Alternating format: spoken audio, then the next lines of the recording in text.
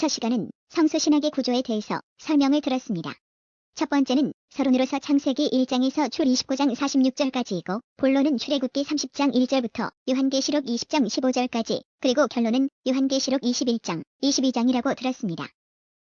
두 번째는 성소신학 핵심 키워드가 거하다라고 하셨는데 성막과 관계해서 구역에서는 성막 건축 명령의 목적에서 제시된 본문 출애굽기 29장 45에서 46절이며 다음은 신약 요한복음 1장 14절에서 예수님께서 성막에 실제로 오셨음을 말씀하신 것이며 끝으로 요한계시록 21장 3절은 에덴 회복의 궁극적인 완성으로서 언급되었다고 하셨습니다. 맞습니까? 그렇습니다. 성소신학 메시지가 이처럼 인류 전반에 걸쳐서 시공간을 초월한 실제 역사에 적용되고 있다는 사실은 크리스천이 아닌 일반인들도 관심을 가져야 할 내용인 것이지요. 저도 생소한데 일반인들이 이해할 수 있을까요? 낯선 것은 사실이겠지만 그렇다고 침묵할 수는 없지요. 성소신학이 결코 자신들과 무관하지 않다는 것도 사실이니까요. 그렇군요. 그런데 인터넷 검색해보니까 성소신학이 처음 쓰는 용어는 아니던데요. 그것도 맞습니다. 그러나 정통 기독교에서는 거의 이 용어를 사용하지 않고 있기에 제가 강조하는 성소신학 용어는 처음 사용되는 것과 다를 바가 없습니다. 그럼 현재 이 성소신학 용어를 쓰고 있는 사람들은 정통 기독교인들이 아닌가요? 주로 이단들이 성소라는 용어를 자주 사용합니다. 신학적 개념으로 성소신학을 언급하는 말일 후기 성도, 몰몬교라고도 하죠. 그리고 안식일 재림교가 활발하게 이 용어를 쓰고 있는데 이들의 연구 동기는 성경이 아니라 그들 교주의 계시로 말미암는다는 사실입니다. 우리 기독교에서도 신앙 고백이나 조직 신학 같은 것은 교리 아닌가요? 제가 말씀드리는 의미는 기독교 신앙 고백이나 조직 신학은 성경을 배경으로 정리되는 것이지만 저들의 교리는 교주의 계시를 바탕으로 한 교리이기 때문에 용납이 안 되는 것입니다. 그렇군요. 그런데 저들도 성소나 절기들을 언급하는데 목사님이 생각하시는 신학과 어떻게 다른가요? 비교조차도 민망하지요. 제가 이 용어를 저들이 먼저 쓰고 있음에도 불구하고 개의치 않고 사용하는 것은 마땅히 정통 기독교에서 사용되어야 할 용어이기 때문입니다. 특히 우리 한국 교회는 이단들에게 신천지, 하나님의 교회, 증거 장막 성전 등의 용어를 거의 빼앗기다시피 된 상황입니다. 다시 찾아와야 합니다. 성소신앙 용어도 마찬가지이고요. 저들은 자신들의 교주의 계시에 따라 성경을 끌어다 맞추는 신학입니다.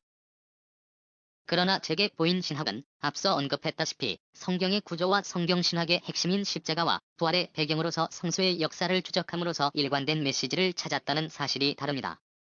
그런 뜻이었군요. 그런데 성소신학은 이해가 될 것 같으면서도 어렵네요. 그렇다면 다른 신학자들은 이 사실을 여태 모르고 있었다는 말씀이신가요? 몰랐다기보다 관심이 없었다는 표현이 맞을 것입니다.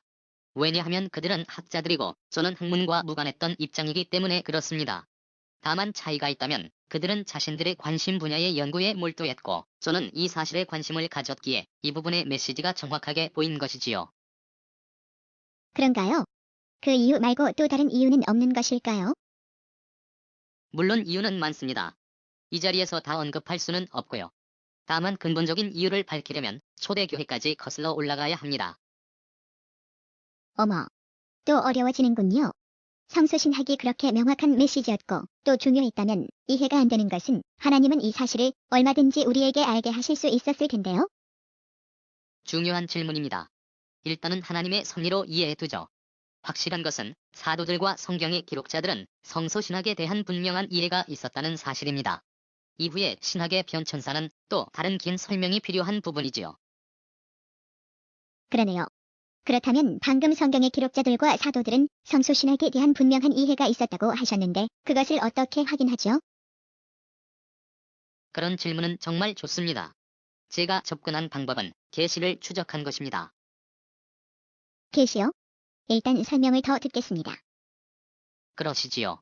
일반적으로 대다수가 성경을 보는 방법은 자신을 중심으로 성경을 이해하고 적용점을 찾으려 한다는 것입니다. 마찬가지로 대다수의 목사님들이 설교를 준비할 때도 하나님의 역사를 우선 조명하기보다는 성도들의 삶에 적용을 위한 메시지에 관심을 더 많이 갖습니다.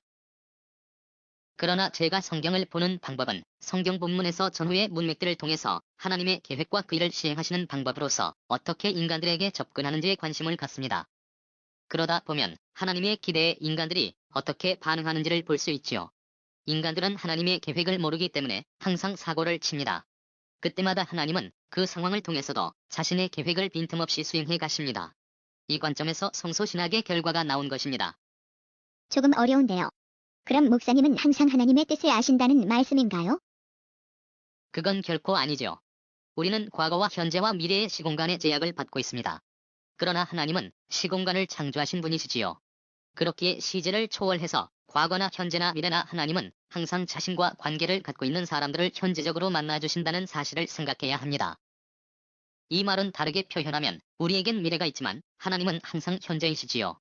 따라서 나는 미래를 모르지만 하나님은 아실 뿐만 아니라 나에 대한 어떤 계획도 갖고 계시지요.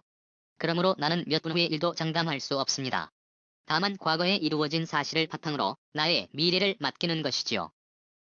지금 말씀은 신앙의 원리 같은데 계시를 말씀하시다가 여기까지 오셨어요. 상관이 있나요? 물론이지요.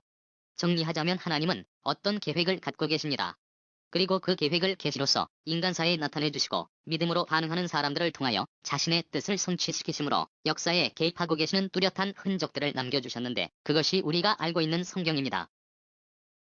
입체적으로 조명하면 이스라엘 역사이고 이스라엘은 태동할 때부터 성막을 중심으로 생활해 왔습니다. 그렇다면 당연히 이 성막에서 무슨 일이 있었는지를 알아야겠지요. 그렇게 연결되는군요. 그런데 성막은 성경을 읽을 때 잘 안 읽혀지는 본문이기도 한데요. 의미를 잘 모르기 때문이지요.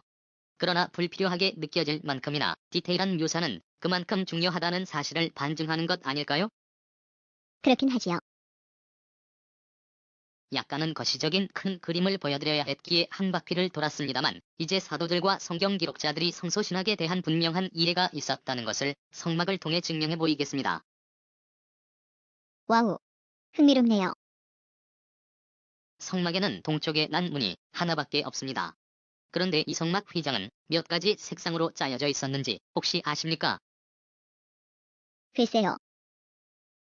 이 말씀은 성막 본문을 읽어보셨다면 아마 기억나실 것입니다. 청색, 자색, 홍색, 가늘게 꽃배실.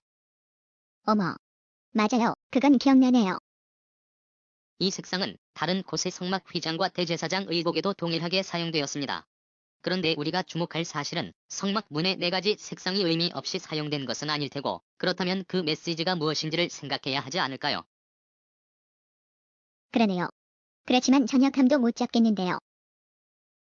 그렇다면 우선 결론을 먼저 말씀드리고 더 설명하지요. 성막문의 네 가지 색상은 사복음서에 계십니다. 어머. 그 색상이 사복음서를 나타낸 것이라고요? 그것을 말해주는 어떤 내용들이 있나요? 당연히 있으니까 이렇게 말씀드릴 수 있는 것이지요. 막연한 알레고리의 설명도 있었으나 제가 확인한 것은 결코 알레고리가 아닙니다. 역사를 통해서 확연하게 증명되는 객관적인 사실입니다. 무척 궁금하네요. 그런데 어떻게요? 벌써 마칠 시간이 되었어요. 어차피 약간은 긴 설명이 필요하니 다음 시간에 다루기로 하지요. 그게 좋겠습니다. 감사합니다. 예, 감사합니다.